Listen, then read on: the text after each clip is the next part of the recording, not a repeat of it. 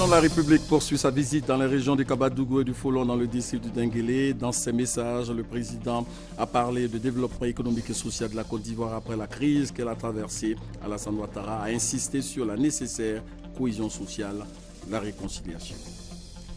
Les assemblées annuelles de la BAD, la Banque africaine de développement, s'ouvrent le lundi 25 mai prochain à Abidjan autour du thème « L'Afrique face au nouveau paysage mondial ».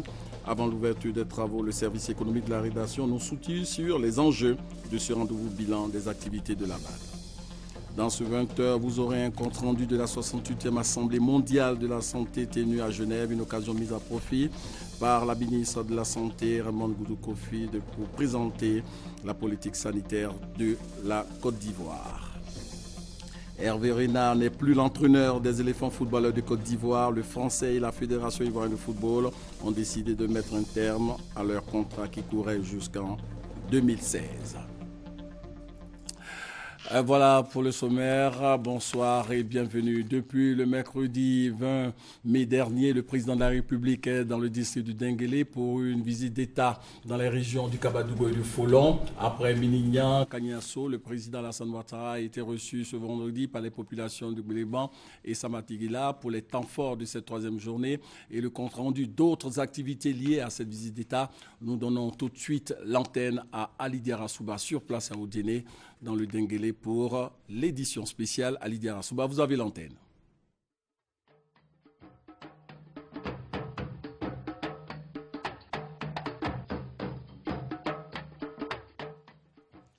Il est 20h01 à Odiéné, capitale de la Côte d'Ivoire, le temps d'une visite d'État. Bonsoir à tous et bienvenue dans le journal du Denguélé, au cœur du périple présidentiel dans le district. Ce vendredi, justement, le président de la République a animé un meeting à Gbeleban, rencontre à connotation émotive et familiale. Le fait est que Alassane Ouattara était sur la terre de sa génitrice. À ses côtés, ce matin, le président de la République de la Guinée, le président Alpha Condé, venu renforcer l'amitié ivoiro-guinéenne. Le point avec Abiba Dambélé Saoué.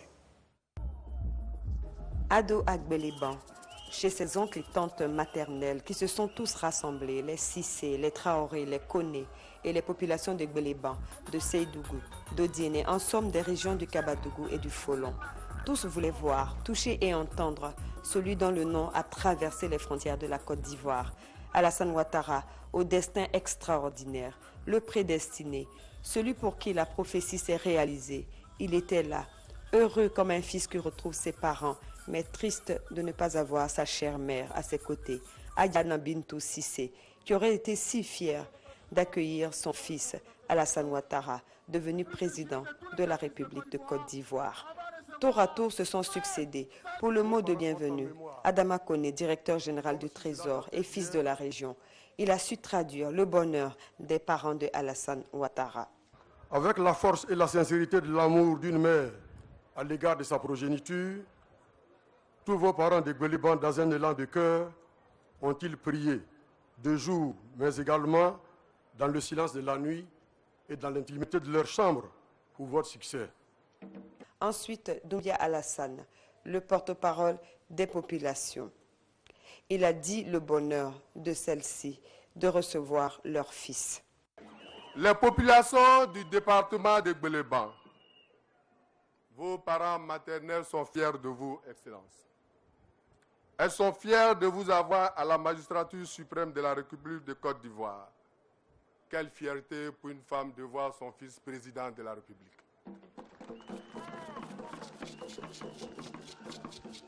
Elles sont fières de votre détermination à faire de la Côte d'Ivoire un pays émergent à l'horizon 2020.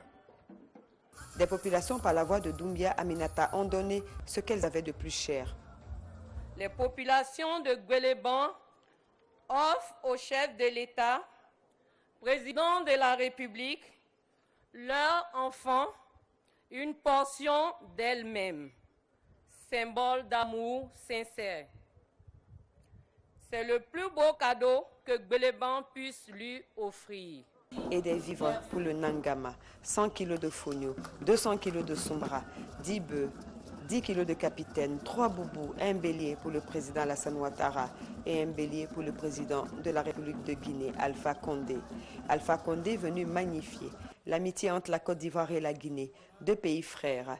Le président Alassane Ouattara lui a rendu hommage. Je voudrais avant toute chose remercier mon frère, mon ami le président Alpha Condé, président de la République de Guinée, qui a fait le déplacement pour être avec nous ce jour à Gbeleban. C'est tout un symbole.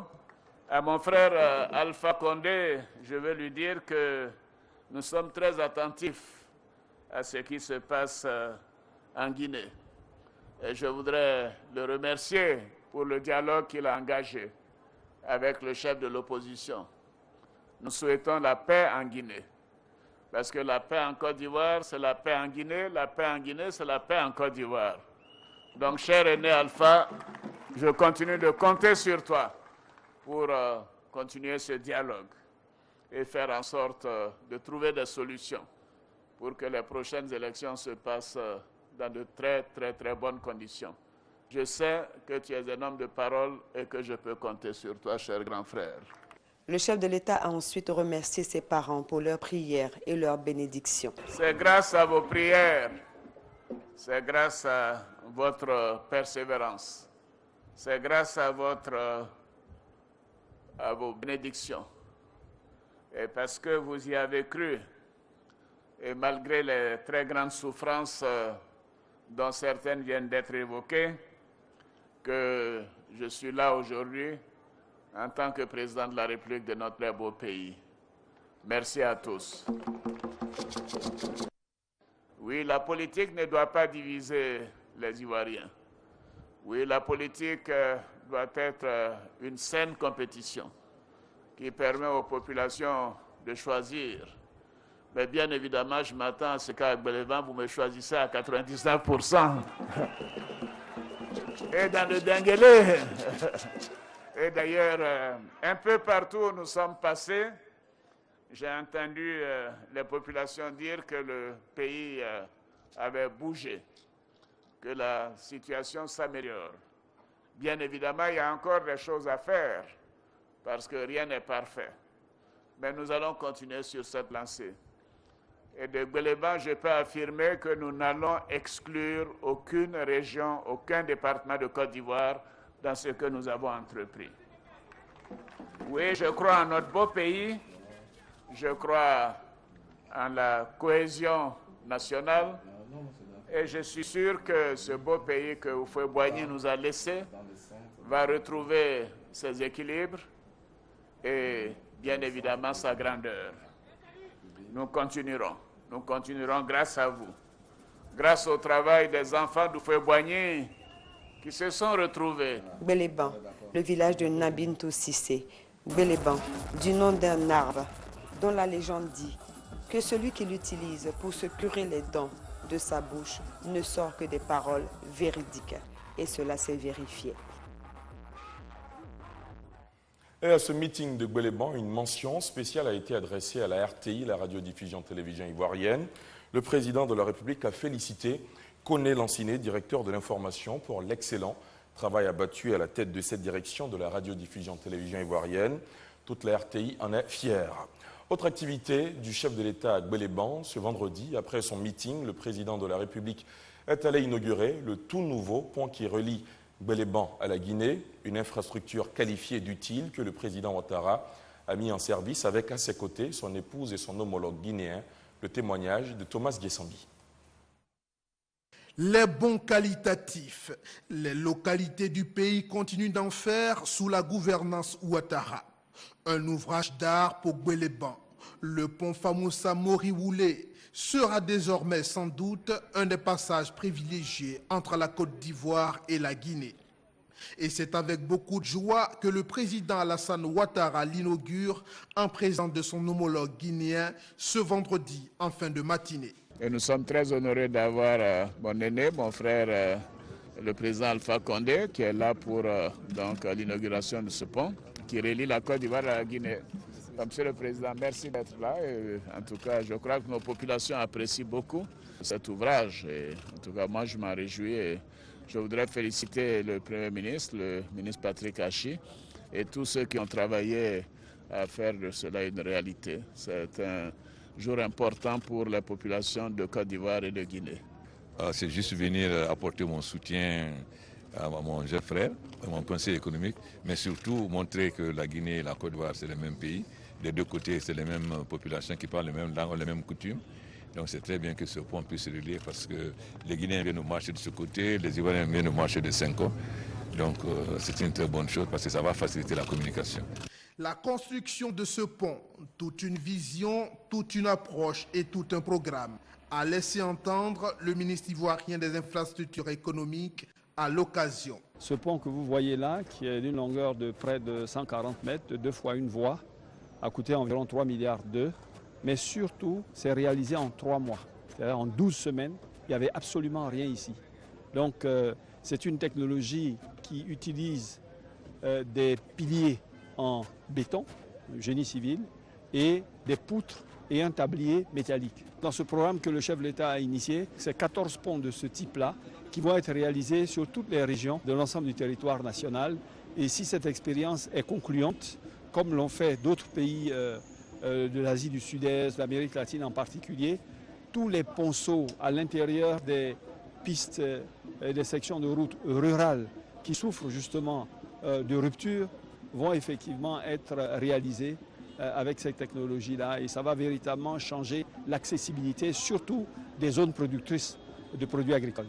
Moyen de communication et de rapprochement, les voisins guinéens n'ont pas attendu plus d'une minute après l'inauguration officielle de l'ouvrage pour se rendre massivement à Gbeleban pour communier avec leurs frères ivoiriens, mais cette fois en regardant de haut, là, cette barrière naturelle d'antan. Aujourd'hui, vendredi, jour important de spiritualité pour les musulmans, les deux chefs d'État, Alassane Ouattara et Alpha Condé, se sont associés aux autres fidèles de Gbeleban pour la prière du vendredi, prière officiée par l'imam Cissé Djigiba à la grande mosquée de Gbeleban. Grande prière de vendredi, pas comme les autres à Gbeleban. Outre les habituels fidèles de la mosquée de la commune, un parterre d'illustres personnalités, avec à leur tête le président de la République. Après les civilités, place au traditionnel cérémonial de la prière de Djouma, recueillement, spiritualité et avant les unités de prière, le sermon. Nous sommes aujourd'hui en paix en Côte d'Ivoire. C'est par la sagesse et l'amour de la paix que nous sommes arrivés. Et nous prions en ce lieu, en lieu et place de ceux qui nous ont instruits, nos parents, nos grands-parents. Nous demandons à Allah que la paix règne en Côte d'Ivoire. La paix règne dans toute notre sous-région. Et que notre sous-région soit un exemple de paix, d'amour, de prospérité, de justice. Car ces amis-là nous disaient, no peace without justice. Il n'y a pas de paix sans justice. Ce vendredi, Alassane Ouattara, de retour au bercail maternel, est accompagné à la mosquée par son homologue guinéen Alpha Condé. Les deux chefs d'État ont visiblement accordé un intérêt au sermon de l'imam Cissé Djigiba. C'est un moment très fort et je voudrais le remercier. L'imam a fait des prières pour la paix dans les deux pays, la paix dans la sous-région, et nous lui sommes reconnaissants et nous souhaitons que Dieu accepte ces prières et toutes ces bénédictions.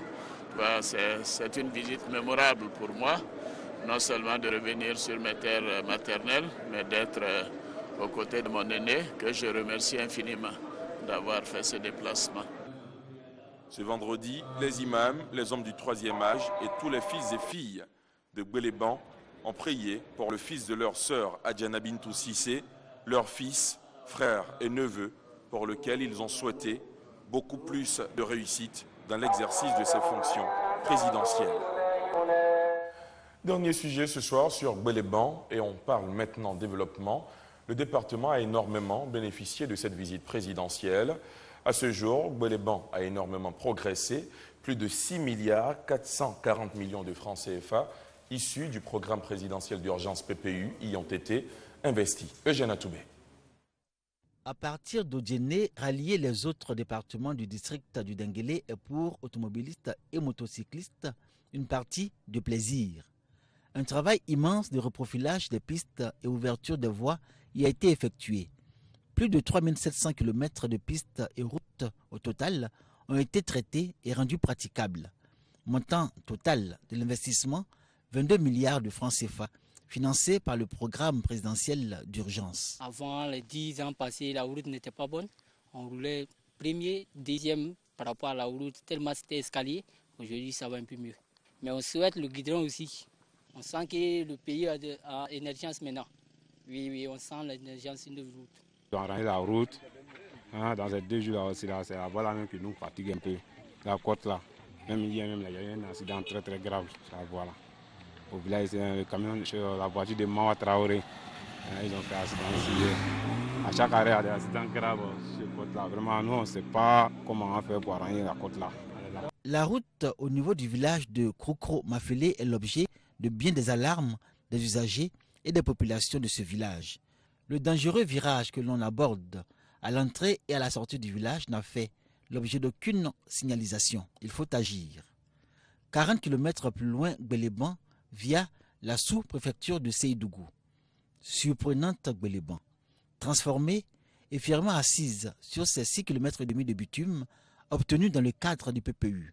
Ici, on attend davantage. Oui, il y a encore des choses qu'on veut. Par exemple, la trafic entre la Guinée et la Côte d'Ivoire. Au lieu de parcourir 800 km de Gbeleban jusqu'à Abidjan, vraiment ça nous fatigue. Donc il n'y a qu'à mettre l'accent sur l'ouverture commerciale de la Guinée-Côte d'Ivoire. À Gbeleban, habitation traditionnelle voisine avec bâtisse moderne, le tout formant un décor pittoresque.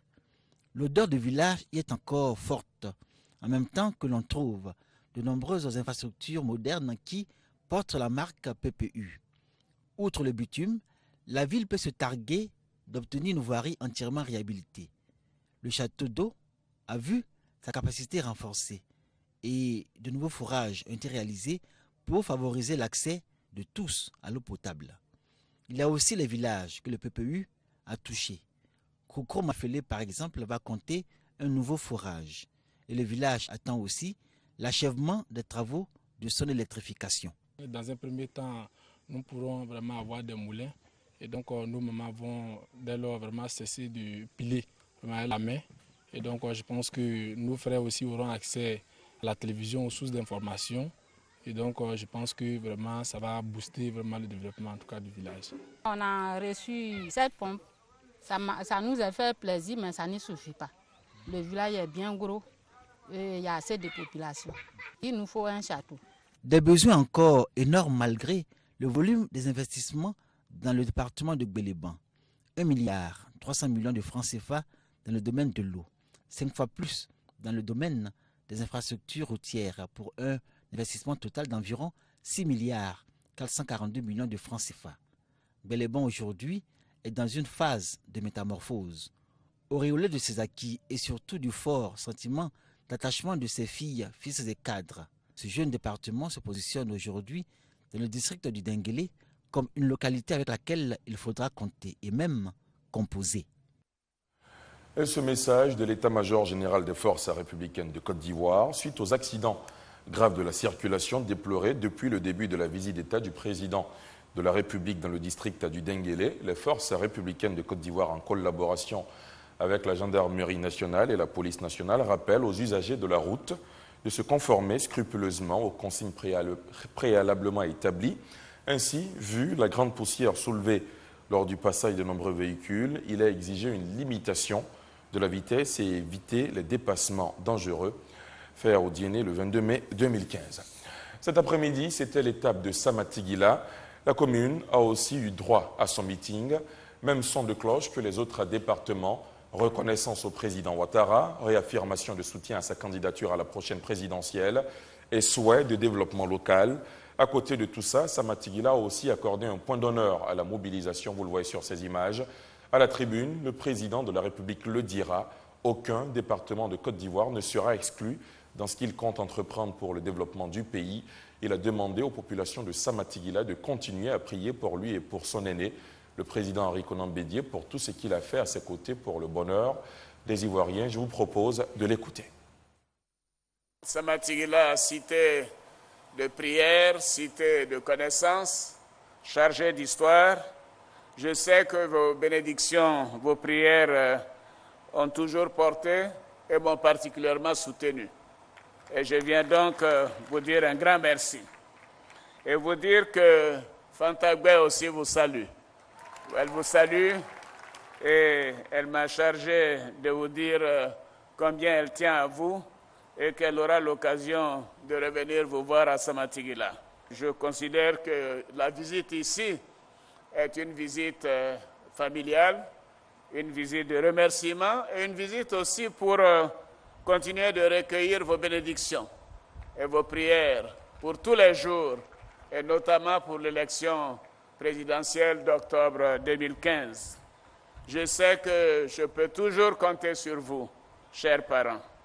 Et merci, et je vous demande aussi de faire des prières pour mon aîné, le président Aimé-Henri Konan Bédié, qui se considère de Samatigila d'ailleurs, pour son action majeure pour la formation du rassemblement des oufouettistes, son appel qui a été fait à Daoukro pour ma candidature et aussi sa présidence de la convention d'investiture du RHDP le 25 avril dernier. Bien évidemment, nous faisons un certain nombre de travaux à l'intérieur du pays, des travaux de réhabilitation, des travaux de reconstruction dans tous les secteurs, que ce soit dans l'infrastructure, dans la santé, dans l'éducation, l'eau, l'électricité. Nous avons déjà commencé tout cela ici à Samatigila et nous allons continuer. Et j'ai bien noté le souhait de la réhabilitation de la mosquée et je prends l'engagement de le faire. Donc vous pouvez compter sur moi. Cette visite d'État est aussi marquée par les actions de Dominique Ouattara. La Première Dame vient d'honorer un rendez-vous avec les femmes d'Odiéné. C'était au stade Mamadou Koulibaly de la ville. L'épouse du chef de l'État a remis un lot de matériel divers à hauteur de 315 millions de francs CFA. À côté de ce don, Dominique Ouattara a annoncé l'augmentation de l'enveloppe du FAFSI pour Odiéné qui passe de 200 millions à 400 millions de francs CFA. Le président de la République en a profité pour annoncer à son tour le relèvement du capital global du FAFSI de 6 à 8 milliards de francs CFA pour fin 2015. Le point avec Thomas Guessambi. Rien ne vaut la joie d'une femme qui passe d'une condition de vie difficile à son autonomisation. Cette joie était au cœur des femmes d'Odiéné en recevant Dominique Ouattara, première dame de Côte d'Ivoire cet après-midi du jeudi 21 mai. En présence de celles qui contribuent significativement à leur bonheur, les femmes odiénékas ont exprimé cette joie.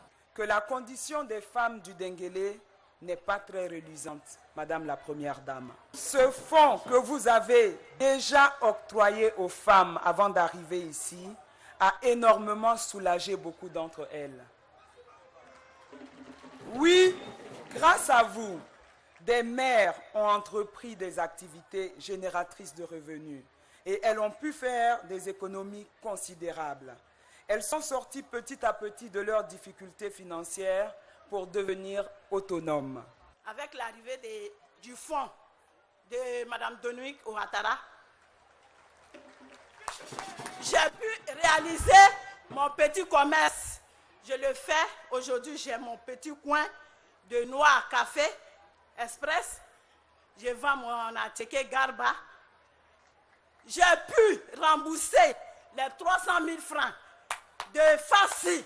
Et aujourd'hui, j'ai de l'argent encore en compte grâce à Maman Dominique. Témoin des actions sociales de l'épouse du chef de l'État pour aider la famille ivoirienne et particulièrement celle du Kabadougou, la ministre Anne-Désirée Ouloto a trouvé des mots pour le souligner.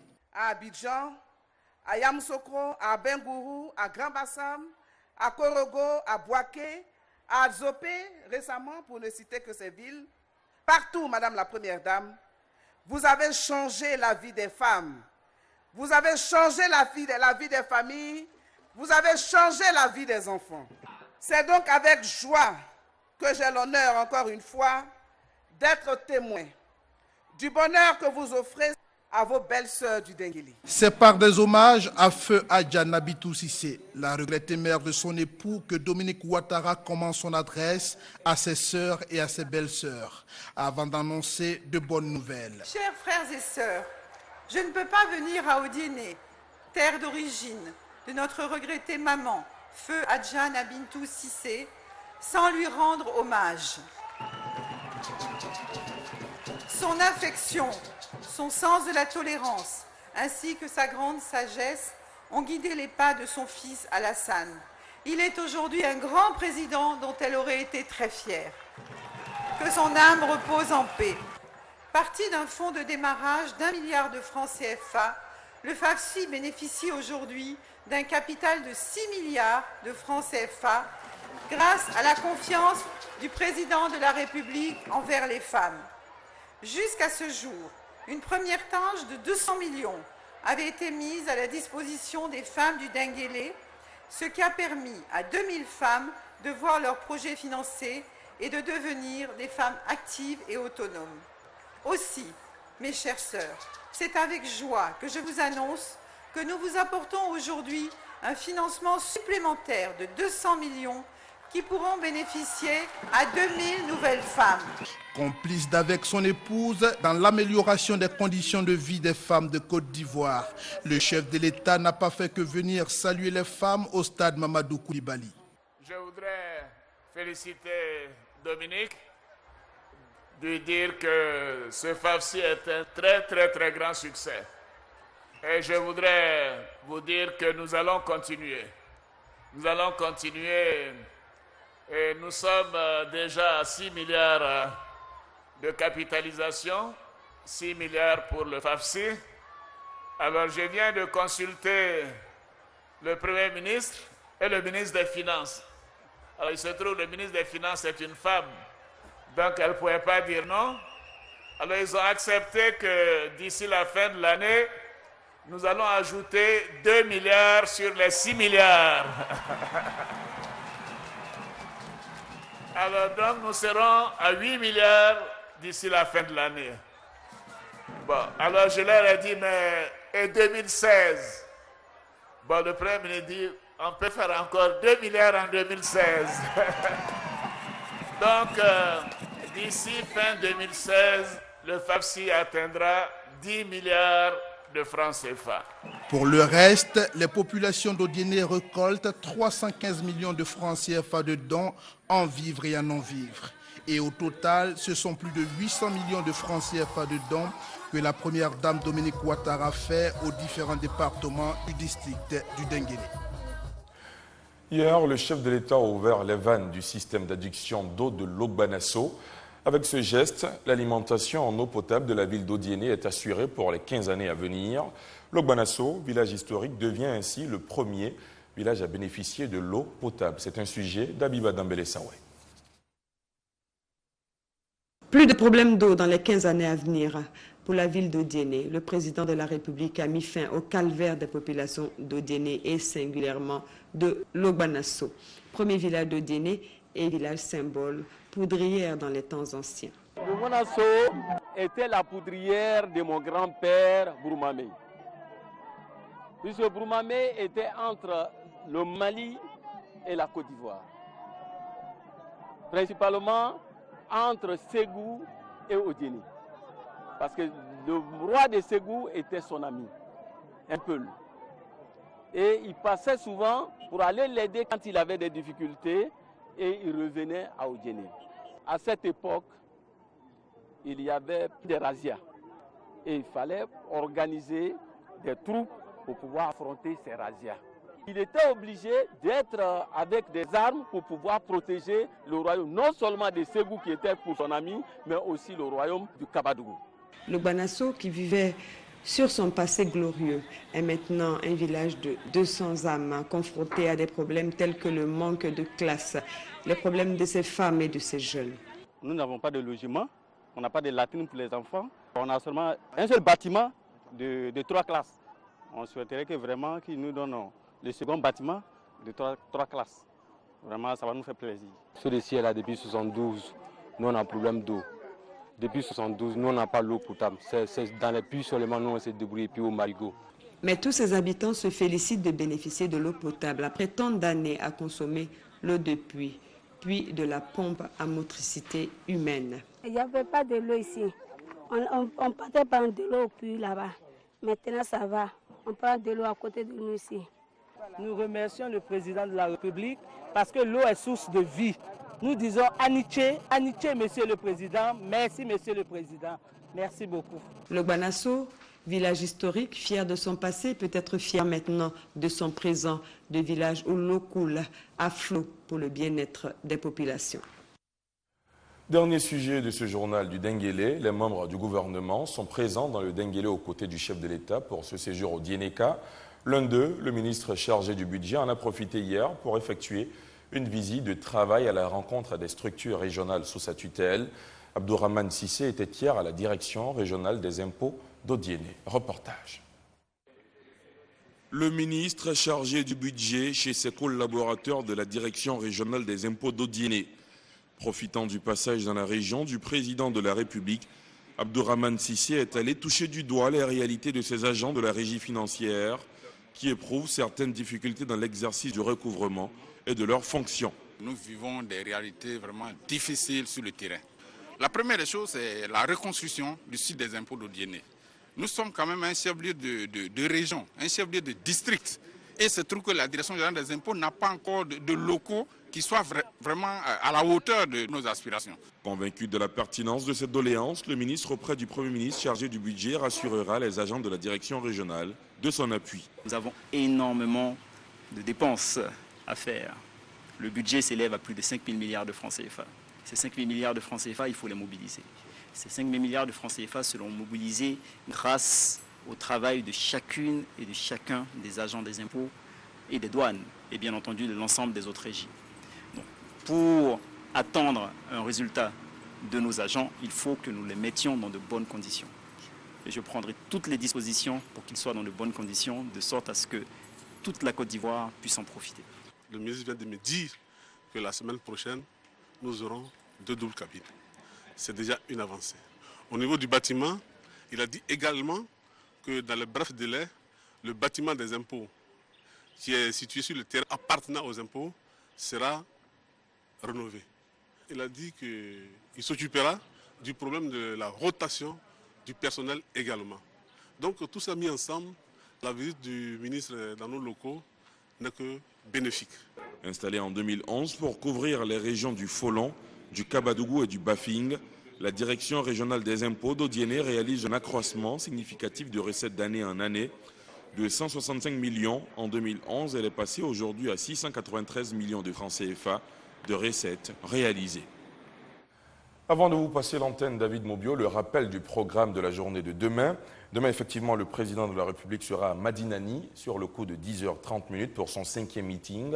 Dans l'après-midi, le président de la République sera à Séguelon sous le coup de 15h30. Et toujours dans la journée demain, la première dame procédera à l'inauguration de la salle multimédia Dominique Ouattara du Collège moderne d'Odiéné. Ce sera à partir de 11h. C'est la fin de ce journal du Denguélé. Merci de l'avoir suivi. David Mobio, à vous l'antenne. Merci à vous, envoyés spéciaux de la RTI dans le Denguélé. On vous retrouve demain, toujours en direct pour faire le point de la 4e journée de cette visite d'État. Poursuivons ce journal avec cette information. Le lundi 25 mai, lundi de Pentecôte, est déclaré jour férié et chômé sur toute l'étendue du territoire national. Je vous l'annonçais dans les titres, les assemblées annuelles de la BAD, la Banque africaine de développement, s'ouvrent le lundi 25 mai prochain ici à Abidjan autour du thème « L'Afrique face au nouveau paysage mondial ». Avant l'ouverture des travaux, Adama Koné du service économique de la rédaction nous situe sur les enjeux de ce rendez-vous bilan des activités de la BAD. L'hôtel Sofitel Hôtel Ivoire a fait sa toilette. L'édifice inauguré le 15 mai par le Premier ministre Daniel Kablan-Duncan a fière allure. La première activité qu'il accueille est de taille, les 50e assemblées annuelles de la Banque africaine de développement BAD. Assurément, un rendez-vous économique de haute portée. Il s'agit pour nous, Banque africaine de développement, comme je l'ai dit, visibilité, se rapprocher donc des pays, des populations et des pays africains. Deuxièmement, de faire le bilan de ce qu'on a fait donc toute l'année qui s'écoule avant donc, les assemblées annuelles et de fixer les objectifs pour l'année d'après. Il s'agit également d'aborder les grands sujets du moment. en fonction du contexte dans lequel nous sommes. Ces 50e assemblées ont la particularité de se tenir après le retour de l'institution à son siège statutaire d'Abidjan. Pendant 5 jours, les experts se concentreront sur le thème « L'Afrique et le nouveau paysage mondial ». Un paysage à 3 dimensions. Il y a 3 rendez-vous majeurs pour lesquels la voix de l'Afrique doit compter, donc doit s'organiser, parler d'une seule voix, pour que nous puissions, donc, sur l'échiquier mondial, peser pour que les décisions qui vont sortir de ces 3 rendez-vous-là soient des décisions qui prennent véritablement en compte les souhaits donc, des Africains. Le premier grand rendez-vous, ce sera en juillet sur le financement du développement qui va se dérouler donc, à Addis Abeba. Le second rendez-vous qui est important, c'est un rendez-vous international aussi qui va se dérouler à New York en septembre, qui va porter sur le développement durable. Qu'est-ce que c'est que le développement durable? Comment est-ce que les Africains voient ce développement durable? C'est quelque chose d'extrêmement important puisque ça aura des répercussions sur le financement donc, de ce développement, sur les choix qui vont être faits. La dernière réunion donc, internationale importante qui nous concerne aussi très étroitement, c'est la réunion sur le changement climatique, le COP21, qui aura lieu en décembre à Paris. À coup sûr, Abidjan sera bien inscrite dans l'histoire économique du Soudan du Sud qui vient d'achever son processus d'adhésion et qui prendra part pour la première fois aux assises de la BAD en tant que 80e membre de l'institution. C'était les enjeux des assemblées annuelles de la BAD qui s'ouvrent le lundi prochain ici à Abidjan, la capitale économique ivoirienne. La Direction générale des impôts invite une fois encore les entrepreneurs des transports publics, les marchands forains avec véhicules automobiles relevant d'un régime réel d'imposition et les exploitants de corbillas ou fourgons mortuaires de s'acquitter du paiement de la patente du transport public. Le paiement se fait dans les centres des impôts de rattachement. Il faut savoir que l'impôt fait partie des recettes de l'État de Côte d'Ivoire. Raymond Goudou Kofi a participé récemment à la 68e Assemblée mondiale de la santé tenue à Genève, une occasion pour le ministre ivoirien de la Santé de présenter, mais surtout d'expliquer la politique sanitaire de la Côte d'Ivoire et le dispositif mis en place pour éviter l'entrée du virus Ebola en Côte d'Ivoire. Le compte-rendu de Konaté Moussa. Le système de santé se porte bien en Côte d'Ivoire. Le pays a apporté des réponses efficaces face aux crises et catastrophes sanitaires ces dernières années. De nombreux efforts constatés dans la lutte contre le paludisme, la prévention du VIH-Sida et de la fièvre hémorragique à virus Ebola. Des résultats satisfaisants portés à la connaissance du monde à la 68e session mondiale de la santé à Genève par la ministre ivoirienne de la Santé et de la lutte contre le sida. Dans la perspective de se doter d'un système de santé résilient, à la faveur de la crise à Ebola, un plan de communication et de sensibilisation ainsi que des mesures contraignantes et restrictives ont donc été mises en place. Dans le cadre de la lutte contre le VIH, la Côte d'Ivoire est passée d'une prévalence de 12% à aujourd'hui 2,7 selon l'ONU-SIDA, c'est-à-dire 2013-2014. Concernant le paludisme, le renforcement de l'utilisation des moustiquaires imprégnés a été également un des facteurs favorisants. Au-delà de toutes ces prouesses, la Côte d'Ivoire enregistre un fort taux de mortalité maternelle face auquel des actions sont annoncées. Des dispositions ont donc été prises à cet effet. La gratuité ciblée de la mère et de l'enfant de 0 à 5 ans, la mise en place du carnet électronique mère-enfant en vue de renforcer la surveillance des consultations prénatales et les vaccinations de routine, le renforcement de la vaccination dans les zones insuffisamment couvertes, la mise en œuvre d'un plan budgétisé de la planification familiale. Selon Raymond Goudou Kofi, ces bons résultats de la politique sanitaire de la Côte d'Ivoire sont en majorité dus à l'engagement de l'État ivoirien à offrir des soins de qualité, avec l'implication des populations dans les campagnes de sensibilisation et le respect strict des règles d'hygiène. L'actualité politique en Côte d'Ivoire, c'est aussi la désignation ce vendredi du candidat du FPI à l'élection présidentielle prévue en octobre prochain. Pascal Affi-N'Guessan représentera le Front populaire ivoirien à l'élection présidentielle d'octobre 2015. C'est la décision prise à l'issue du 4e congrès extraordinaire du FPI, ex-parti au pouvoir. Le stage de resocialisation de plus de 900 ex-combattants au centre de Mbayako a pris fin récemment et durant ce stage, ces ex-combattants basés dans les Karzen à la faveur de la crise post-électorale de 2011 ont été formés au civisme et surtout à la discipline, nous dit notre reporter Christelle Menant.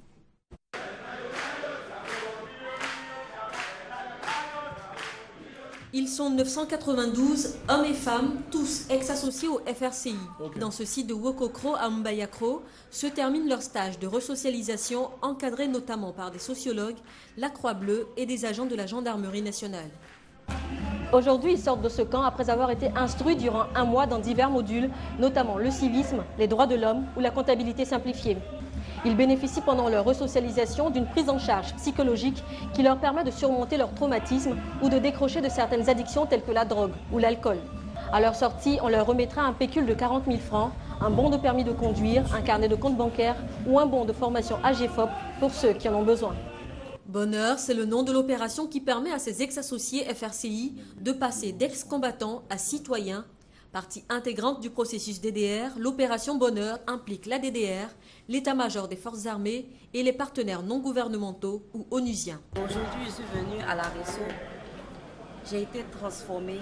On m'a accordé la chance d'avoir un métier et aussi d'intégrer à la vie sociale. C'est la meilleure des choses qu'il a pu faire pour les ex-combattants. Pour pouvoir réintégrer durablement la vie sociale, Brigitte et les autres recevront chacun 800 000 francs CFA directement sur leur compte bancaire. La somme servira à financer leurs différents projets préparés pendant les stages de resocialisation. 2120 ex-associés sur 5600 estimés sont déjà passés par la Resso. L'opération Bonheur se poursuit, mais s'achèvera le 30 juin à l'instar du processus DDR. Le président était très clair là-dessus, ça a été répété à plusieurs reprises. Il n'y a plus de place, il n'y a plus de matricule militaire. Nous avons fait des campagnes de sensibilisation pour leur dire que c'est maintenant qu'il faut que venir. Il faut venir maintenant, autrement ce sera trop tard. Parce qu'un processus du DDR, je vais vous dire, ça coûte cher. C'est un processus qui coûte beaucoup d'argent à l'État de Côte d'Ivoire et aux contribuables ivoiriens. Donc il faut à un moment donné que ça s'arrête. Près de 74 000 ex-combattants relevaient de la DDR à sa création en 2012. 10 000 ont été retirés de l'effectif parce que décédés, auto-réintégrés ou installés à l'étranger. Au 20 mai 2015, plus de 55 000 sur les 64 000 ex-combattants véritablement concernés sont réintégrés ou en cours de réinsertion. Les 9 000 restants sont la cible de futures opérations de ratissage prévues se dérouler tout le mois de juin. L'actualité sur le continent, Bujumbura, la capitale burundaise, est le théâtre depuis 3 semaines d'un mouvement de contestation émaillé de violence contre la candidature à un 3e mandat du président jugé anticonstitutionnel par les protestataires. Plus de 100 000 Burundais ont déjà quitté le pays et réfugié dans les pays voisins. Mais pour Pierre Nkurunziza, le président burundais contesté, la paix et la sécurité règnent sur 99,9% du pays. Terminons par l'actualité sportive ici en Côte d'Ivoire. Hervé Renard n'est plus l'entraîneur des éléphants footballeurs de Côte d'Ivoire. Le Français et la Fédération ivoirienne de football ont décidé de mettre un terme à leur contrat qui courait jusqu'en 2016. Ange Assoukro pour en savoir un peu plus. Il ne commandera plus le banc de touche des éléphants de Côte d'Ivoire. Il avait pour mission essentielle de rebâtir une équipe nationale. Et l'horizon qu'on s'était fixé, c'était l'horizon de la CAN 2017. C'est pour ça qu'on lui avait fait un contrat de deux années avec possibilité de reconduction. Donc la première chose que nous avons fait, c'est donc exprimer notre regret que cette collaboration doive s'arrêter de façon anticipée.